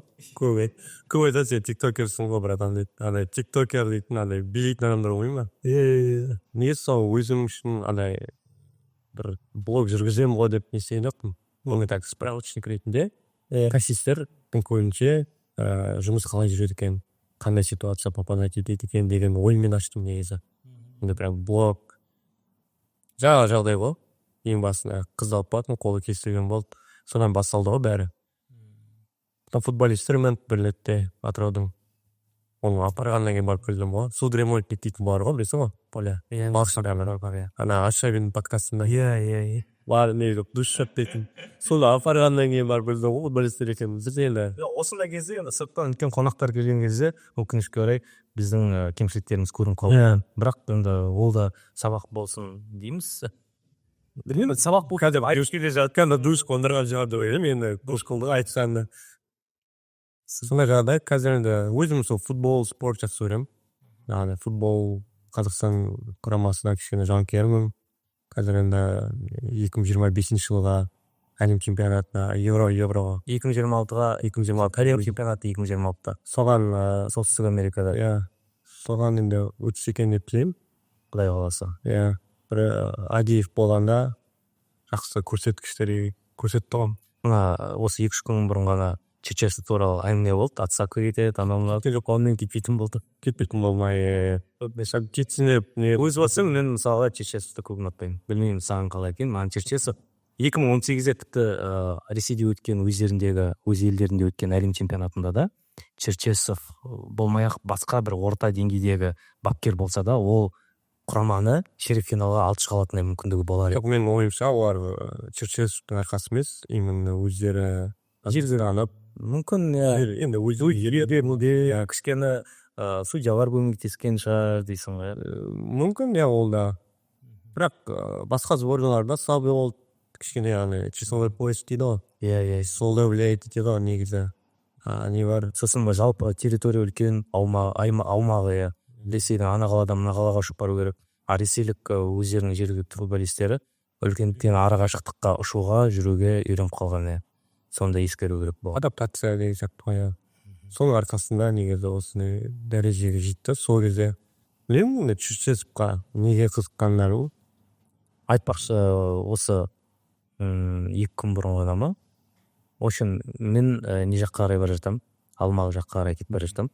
Сөйтіп жолдан бір жас бала демей ақ қояйын, жас жігіт қой, шамамен 19-20 жасындағы, тіпті 18-де ма, қолын бұлғап тұрды, көтеріп түсіндім енді сол бағытта кетіп бара жатқан бала шығар деп. Сөйтіп отырады, негізі мен көп етіп адам таса бермеймін машинамен. Өйткені мен қалай көбінесе жеке ұзақ сапарға кетіп бара жатқанда көбінесе жеке айдағанды ұнатамын. Музыкамен подкастты тыңдаймын. Жалпы подкасттың маньягым ғой. Содан соң мана баланы отырғызып аламын. Сөйтсем, ол бала бізде большой футбол Атырау, футбольный клуб Атырау бар ғой, именно большой футбол. Үлкен футболдан футбольный клуб Атырау. Сода қателеспесем U18-та ма, сонда 18 жасқа дейінгі құрамасында өнер көрсетіп жүрген жігіт екен. Сол сөйтіп айтады, білмеймін, қазір енді тілдерді үйреніп жатырмын деп, мағындай мүмкін жақсы бір компанияға кіріп кететін шығармын деп. Сосын сұраймын, онда неліктен онда футбол деймін ғой. Футбол енді жалпы жақсы ойнаймыз ғой, ойнап жүрік қой. Бірақ та ары қарай өсетіндей мүмкіндік болса ғой деген сияқты да. Шынымен де солай айтты, мүмкіндік бізде өкінішке орай көп жергілікті футболшыларда бір мүмкіндіктер болмай жатады. Мысалы Қазақстандық премьер-лиганың өзін алайықшы. Өзбекстаннан легионерлер көп, Беларусь, Атыраудың өзіне қаншама белорус футболшылар бар да. Сонда жергілікті өзіміздің футболшылар ол деңгейде ойнай алмай ма деген сияқты. Мысалы Атыраудың фанатымын деп айтпай ақ қой, жалпы бірақ Қазақстан премьер-лигасының деңгейін қарай отыра, мен шамамен білемін, мысалы менің ауылымда, мен Мақатта да ондай мықты футболисттер бар, 90 минут бойы сөйтіп ойнап тастай алатын. Бұл жерде әңгіме ол футболисттерді көтеруде промоушнда болып тұр ғой. Промоутерлар кім, агенттер кім деген сияқты. Енді өкінішке орай сондай кішкене әділсіздіктің кесірінен де мүмкін футбол дамымай жатқан шығар елімізде. Мүмкін ол да. Және де бір Жұмаханов па, Сашинов бар ғой бізде Атырауда. Иә. Жас есімін сөзім мүмкін. Жоқ, фамилиясы солай шығар, бірақ нақты білмеймін. Елемай қосып кетті. Бірақ ол жігітке Еуропадан не түскен ғой? Ұсыныс түскен. Екі Еуропа елінен точно түсті. Екеуінен де бас тартқан ғой. Өзі айтты ғой. Мен бас тарттым. Все енді ақша, кішкене не жоқ та, развитие жоқ та. Басқа елге барса, может ол ойнамай қалуы мүмкін. Ойнамай қалуы мүмкін, может ойнап жұлдыз болып кетеді шығар деген ой. Жоқ, сосын жалпы шетелге мысалға барады тек, мына қарағанда 3-4 есе жалақы көбірек болады тек. Бірақ оның тұратын квартирасы бар емес па, оның жейтін тамағы бар, қыдырады. Шетелде аз ғой. Керісінше жалақыны аз береді десем ғой, тем более онда. Жоқ, бірақ енді прогресс қой кішкене. Айтпақшы, бізде бір атыраускай бір вратарь жігіт болған, қазір қателеспесем Данияның ба, то ли Германияның бір төменгі емес, 2-ші ма 3-ші лигалардың бірінде ойнап жүр. Негізі жалпы Атыраудан Әурастан негізі мықты футболистер көп болған. Мысалы Радионовты айтатын болса, Бейбіт Тәтешевті айтатын болса, кімдер бар тағы? Шығып Атырау, Гуртуев негізі Ресейдікі ғой, бірақ Атырауда ойнады. Сондай Чуриев, енді жалпы Чуриев, Радионов, Тәтешев қой, осы көпшілігі бұрынғы 15-20 жыл бұрын кәдімгідей жарып шыққан андай болады ғой, потенциально мықты футболистердің бірі болған. Тәтеш мырза өзінің жеке бапкерім болған, футболдан бірге де ойнадық. ойнайсың оған епет ол. Иә. Негізі сондай өкінішке орай жергілікті біздің футболисттер осы ФК Атырауда әрі кетсе көтеріледі, сосын ары қарай кішкене промоушн болмай қалады. Бірақ та таланттар мықты, білмеймін, енді кішкене бір байланыс жетпей ма деген сияқты сондай ой келеді да маған. Енді жалпы қай үлкен спорт болсын, Қазақстанда көп нәрсе бұл жерде енді байланысқа, көп нәрсе коррупцияға тіреледі ғой. Негізі нендей алуға, ауыр атлетиканы алуға, тренері туралы. Алексей Нима. Алексей Нима туралы алуға, бокстан да алуға, негізі. Білмеймін енді. Ол жақта да кішкене коррупция не бар шығар. Оны прям айт. Енді прям өз білмейсің, араса болмасын. Иә, әрине. Бір біледі ғой. Мына өзінің подкастында, Құдай қаласа алдағы уақытта енді бұл подкаст осы бөліммен аяқталып шектеліп қалады деп ойламаймын. Алдағы подкасттарда да осы бүгінгі шығарылымда да мен бүгінгі шығарылымнан бастап жаңа бір айдар қосқым келіп отыр подкастының соңына қарай. Жаңа емес, енді басқа подкасттарда осындай аналогтарын көріп жүрген боларсыздар. Өз қонағымызға блиц 3 сұрақ.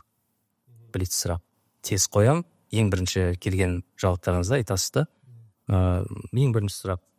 Қазіргі таңда ең бірінші сұрақ Венесуэланың астанасы дейсіз. Ең бірінші сұрақ, қазіргі таңдағы Қазақстандағы үлгі тұтар азамат немесе азаматша ретінде кімді айтар едім? Кәдімгідей табысты деп те айтып. Негізі бар ма, мен актер Санжар Мадиев бар ғой. Ондай қатты оны ұнатқан жоқпын, ондай актер ретінде енді бай көремін де, бірақ ондай мән бермейтін, бірақ Навальный болды бізде. Навальный былай келді ғой. Келіп бізге көмектесіп, өзінің пікірін жазады ғой. Негізі Атырау, көркейетін қала, оны не істеу керек деген сияқты бар ғой. Көп техника жоқ, адамдар мешокмен тасыватыр деген сияқты пікірін жазады. И содан кейін мен үлгі тұттым да ол кісіні. Штықпен жақсы жазды. Кім бар? Су тасқыны дейсің ғой. Пішен ескетсе да. Пішен, Пішен, one love пішен.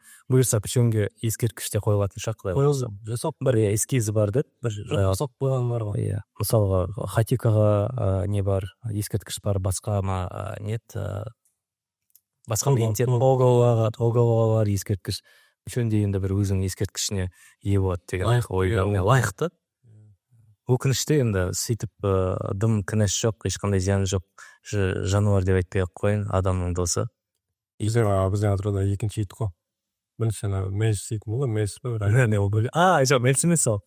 Кім ғой? Мұдан басталу. Жоқ, Лыдан басталатын сияқты. Лыйыс ем ма? Оны иттің басын холодильникке басып соққан ба? Ол даже соқ. Неге адамдар біз осындай қатыгезбіз? Неге? Осылай білмеймін, жануарға да тиісе береміз. Мысықты қорлайтындар бар, итті қорлайтындар бар, түрлі жануарды қорлайтын. Барлық нәрсеге ол да бір агрессияның бір түрі ғой. Ол жануарға сөйтіп тұрса, демек ол адамға да ондай агрессияны шығарылады деген сөз. Жайт ол ары қарай көп үңілмей ақ қояйық. Санжар Мади дедіңіз. Санжар Мади. Ахан Сотаев. Сен өзің медиа деп отқансың. Сол жайында көп қарайтын жақтан алып ғой. Баев. Сосын бір әнші бар. Мен тұқылматын. Жоқ, әнін айтшы, болсын егер әнді. Жоқ, әнін да көп тұр ғой белдің. Бір әнші бар. Төреғали. Жоқ. Садраддин. Төреғали емес точно. Қайрат Нұртас емес точно. Садраддин емес. Димаш Құдайберген ғой. Бракат. Ол да келді ғой бізде Құлсарыға келді ғой. Мен Димаш Құдайбергеннің вообще өлеңін ешкімде тыңдамаймын екен. Танымал, ада жоқ. Мүмкін сен сол жанрдағы әндерді тыңдамайтын шығарсың. Ол жоқ, енді жалпы тұлға ретінде ол жақсы адам екенін өзін көрсетіп тастап, елімізді шетелде танытты. Сыналында бір видеосы бар ғой, видео көріп қоп батқанда сақ болады концерттің еділі. Ол да кішкене резонанс болды да, жақсы адам екен деген сияқты. Жоқ, жақсы адам ол. Бір қызық нәрсе етейін ба, Казір ғана айтып отырмын ғой, Димаш шетелге Қазақстанды танытты деп. Қазір Димашты бір жақтайтын аргумент айтпай ақ қояйын. Точнее, Димашты жақтамайтын бір аргумент айтайын дейсің. Бірақ Димашқа ешқандай қарсылығым жоқ. Айтады ғой, Димаш шетелде көбі таниды, Димаш арқылы Қазақстанды біледі, Қазақстанды Димашпен байланыстырады дейді ғой. Бірақ мына Еуропада болып келдім ғой, сол кезде сол жақтағы тұрғындардан сұрастырасың ғой, Димаш танисың ба дейсің ғой. Почти ешкім танымайды Димашты. Сөзің шыны керек. Қазақстаннан кімді білесің ба? Ең танымал қазақ Еуропадағы. Кім ол? Головкин. Triple Головкин Қазақстандағы, дәлірек айтқанда Еуропадағы ең танымал қазақ Головкин болып шықты. Менің көргенім, менің түсінгенім. Мен басқа ешқандай ешкімнің пікірін, ойын айтқан жоқпын. Өзімнің жеке өз көзіммен көргенім, өз құлағыммен естігенім. Солай ғой, Головкин. Бірақ енді Димаштың танымалдылығы, Димаштың таланттылығы, Димаштың мықтылығы оған бола әлсіреп кетпейді. Ол ішкі жалпы халықтың кәдімгідей абыройын асқақтатып жүрген өзіміздің жергілікті таланттардың бірі. Ойлаймын да, мен де кішкене может туризмді дамытып, енді біз уже реклама қылып тұрса да Қазақстанда. Димаш шықты, Россияға Скриптонит бар, кім бар, Бурик бар, Чеботков бар. Қазақстан туралы айтады. 1040 километрде қазақша өз екен сөйлеген. Чеботков өз сөйлеген қазақша, мен акцент ұстап таза сөйлеп тұр, аза жоқ дейсің ғой. Ол бір ара дедім ғой, ол дейді. Умный бар ғой, самый умный адамдардың топына кіреді. Атамышта көп тіл біледі ғой. Бестика біледі. Британияның ішінде ағылшын тілінің акценттері бөлінеді ғой. Сана Ургантқа барғанда әртүрлі акцентте сөйлеген кәдімгідей танылған мен бар ғой. Жалпы Чеботков бұйырса күтеміз. Чеботковқа жіберіңіздер. Чеботков отметесің. Чеботковпен бұйырса қазақша сөйлейтіндей, қазақша сұхбат, қазақша подкаст осы жерде жүргізетіндей деңгейге жетейік. Иншалла, Аллаға шүкір, бәрі болады деген ойдам. Сол айтпақшы, Чеботков деп бәрі бүйтіп айналып кетіп отыр, 10 километр деп қазір сөйлейтін болсақ сөйлей береміз. Менің білетін сұрақтарымның екінші сұрағы, түсіндік, Ақан Сатаев, Санжар Мәди және Димаш Құдайберген. 3 бір әйімде тұрып, мен андай. Сен бар ғой, қазір бұл жерде кәнесін. Жерде ненавистник шарды ғой, бұл жерде бар ғой, қыздар қауымы кәдімгідей саған жаман қарап отыр ғой дейсің. Жарайды, қыздардың, әйелдердің арасынан тура сондай топ 3 әйел адам, қыз бала, Қазақстаннан. Қазақстанда Роза Рымбаева бар, Бибігүл Төлегенова бар. Бибігүл Төлегенова жақында 95-ке толды. 95-ке толды. Респект. 95-ке толды жақында. Сосын Қарақат Абелден. Окей, түсінікті. Жарайды, енді екінші сұрақ. Екіншіміз, үшіншіміз бе? Жоқ, сол бірінші сұрақ болып бағана. Қазіргі таңда деп бәлін айтып бердім, жер жазып тұр, менге қандай. Бізде бюджеттен екі қарай өтіп кетер. Екінші сұрақ, қазіргі таңдағы сенің ойынша ең қызықты блогер, контенті ең қызық блогер. Мен негізі казахстанский нені көп қарамаймын. Жарайды, өзіңнің білетін танымал блогерің бар ма сондай? Вот мен мына блогерді Асхат Ниязовты блогер ретінде саналады ғой. Лучший журналист/блогер. Негізі ол лайф-блог кәдімгідей жүргізбейді, ол формат бойынша кәдімгідей көбінесе ода стиль, өзінің тілінде қолданатын стилі публицистикалық, сондай бір кішкене ресмилеу стиль қолданады да. Маған негізі оның блогтарын айтты. Блогтар оғана репортаж жасайды ғой, тоже обзор жасайды. Барып әкіммен сөйлеседі. Омбының қазағы, өзіміздің бауырымыз, қандасымыз, сондай арамызда қандастарымыз молынан болсын, көп болсын. Блогерлер, да? Мен даже блогерлер подписчик емеспін. Тренд болды. Сол кезде мен бар ғой, келесі күн таңертең оянамын, тұрамын, ойлаймын ғой, сен мені отписаться қойған жоқсың ба. Жоқ, менен 300 рубль отписаться етіп бар ғой. Бір қарасам 300 рубль береді. Мен ойлауға, мені сені молада видеоға қатысты дейсің. Жоқ, наоборот, ол жинап беріп, білмеймін, оның алдында сол отписка болып қалды, мен ойлап қойдым, мен естелім екен деп. Оказывается, сондай тренд болады екен. Сол енді, білмеймін, бізде енді көп развлекательный ғой. Мен енді Россияда кімді қарайын, Дима Масленниковты қарайын, жақсы ойындары.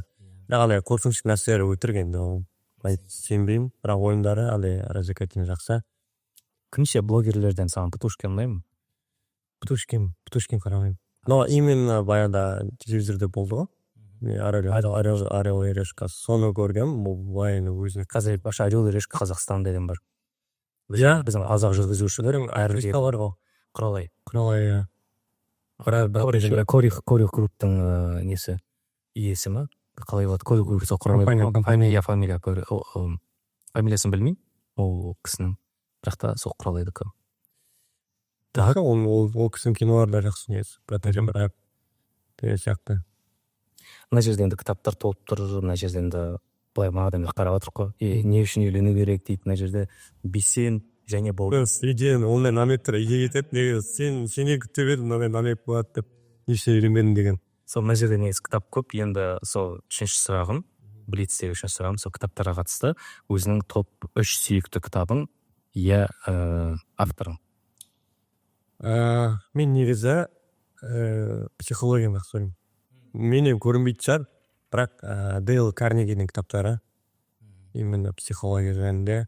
Ал егер кішкене әдебиет емейді, художественный дейді, көркем әдебиетті. Агата Кристидің «Десять негритят» дейтін кітабы бар. Маған сыйлаған, кітапты оқығам, өте ұнады маған. И және «Богатый папа, бедный папа» Роберт Кийосаки. Тоже ол да больше психология жатады. Қалай өз-өзіңді дамыту деген нәрсе. Қалай енді болады пайдасы тиіп жатыр ма психологиялық кітап? Енді негізі сол жұмыс жасау, адамдармен жұмыс жасау, сонымен пайдаланамын да. Мынандай бар. Негені көрдің ба сен?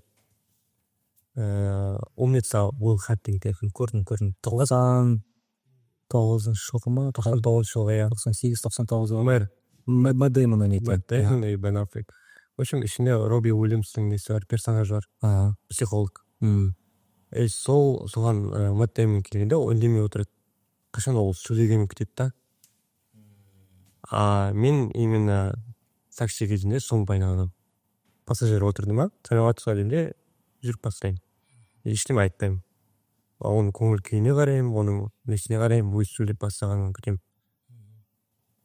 Именно поэтому шығар менде андай хорошее настроение дейтін жоқ та, андай 5 жыл ұстайды адам, хорошее настроение баспайды ғой, ешкім.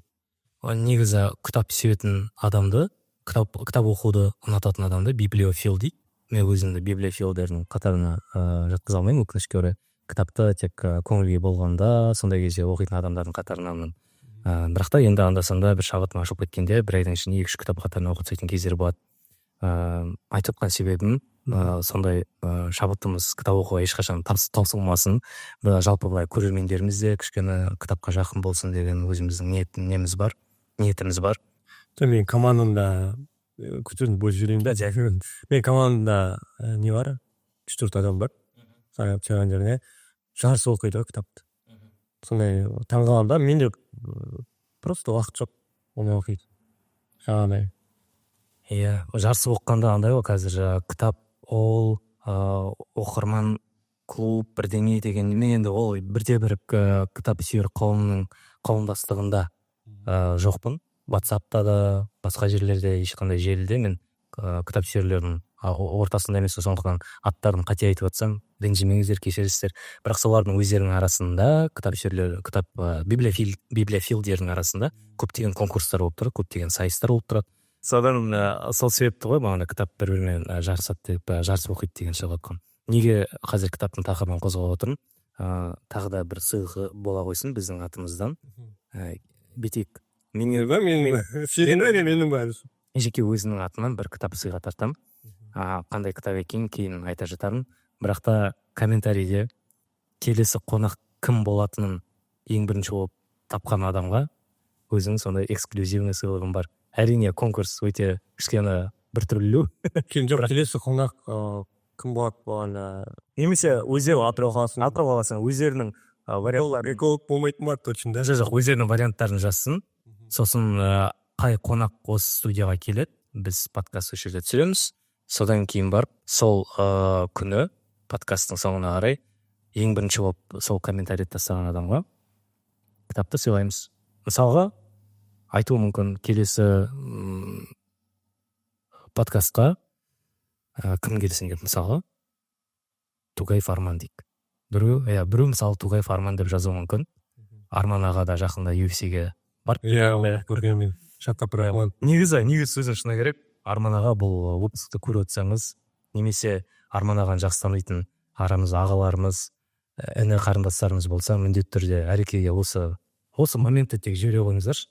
Әреке, мен сізге WhatsApp-қа жазғаным негізі осы ең бірінші шығаруымызға, ең бірінші қонағымыз болып келе қойыңызшы, біздің осы бағдарламамыздың тұсауын кесіп беріңізші деп. Онымен өкінішке орай мысал ретінде айтып отқан ғой, мысалы комментарийға Арман Тугаев деп жазып, шынымен де Арман мырза осы студияға келетін болса, сол Арман Тугаев деп ең бірінші қалдырған автор бізден бір кітап сыйлық алады. Сол енді мен ойымша жайлап тамамдатай берсек болады, өйткені біраз отырдық. Ең бірінші шығару үшін хронометрасы өте жақсы деп ойлаймын. Жақсы материал шықты деп ойлаймын. Жақсы ой талқыладық, жақсы ойларымызбен бөлістік, көптеген тақырыптарды көтердік. Әлі де келесі шығарылымдарға менде көтерер тақырыптарым көп. Әсіресе осы Атырауға қатысты, ауасына қатысты дейсің ғой. Сондықтан да енді жалпы көрермендер өздерінің бағаларын бере жатар. Комментарияны тастаңыздар, каналымызға жазылыңыздар, қоңыраушаны басуды ұмытпаңыздар. Міндетті түрде осы видеомызға лүпілдеріңізді басып, пікірлеріңізді жазып кетіңіздер. Енді осымен біздің бүгінгі шығарылымымыз тәмам. Рафа, бауырым, саған рахмет, көп өте ризамын. Құдай қаласа алдағы уақытта тек биіктерден көріне бер. Ең бірінші шығарылымға өзімнің кәдімгі құрдасым, дос балам келіп жатыр, жақсы тақырып қозғадық. Мен ойымша ең бірінші шығарылым үшін жақсы контент болды деп ойлаймын. Сондықтан да көрермендер, сіздермен біз қоштаспаймыз. Құдай қаласа алдағы шығарылымдарда тағы да қызықты қонақтар келеді деген үміттемін. Сөз соңында айтарым, каналымызға жазылыңыздар, бізді ешқашан да ұмытпаңыздар, қарап тұрыңыздар, жібере алмаңыздар видеоларымызды. Жазылыңыздар деп отқан себебім осы қаламызда болып жатқан жағдайларды жіберіп алып, біздің каналымызға жазылмай кейін ема деп жүрмеңіздер. Сіздермен бірге болған ема подкаст, қонақта болған Рафа, Амен Тоғыт. Рахмет тәмізге. Рахмет.